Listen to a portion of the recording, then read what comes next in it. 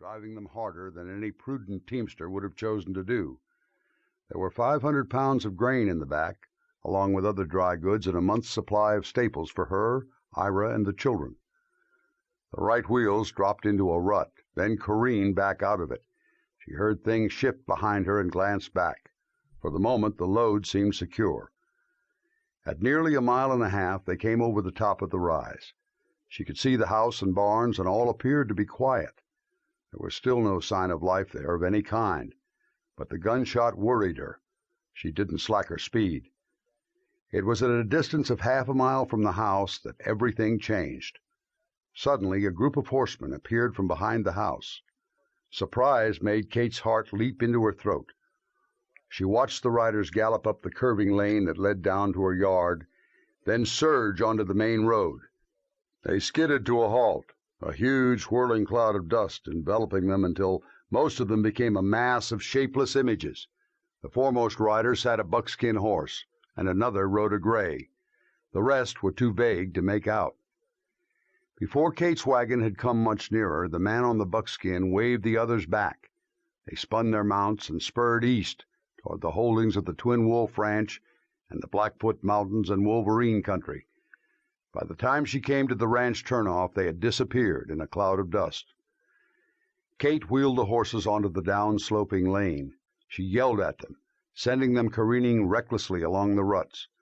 She no longer cared what happened to the goods in back of the wagon. Something was wrong at the ranch. She felt it now with all that was in her. She had to reach Ira. They tipped up on the right wheels as the wagon came around the first turn, then up on the left ones as it made its last curve. The weight of the goods in the back slammed the wheels back down against the ground as the wagon straightened out. Bob and Tarnish slowed when they neared the house. By the time they reached the north side, they were at just over a walk and breathing heavily, stamping their feet and tossing their heads.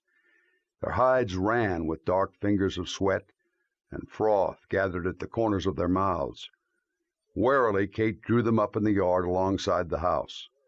Except for the chickens and the snuffling of the hogs in their pen, all was quiet.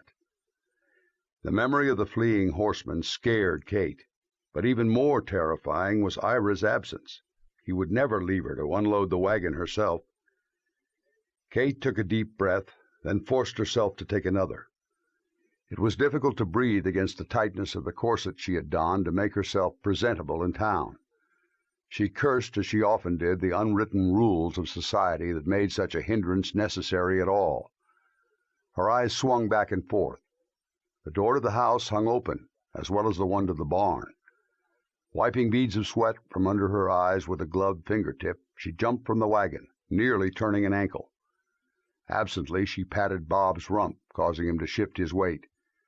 When she dropped her arm, a soft cloud of dust sifted from the ruffles of her light blue cotton dress. Bob blew through his nostrils and shook his head, stomping a foot.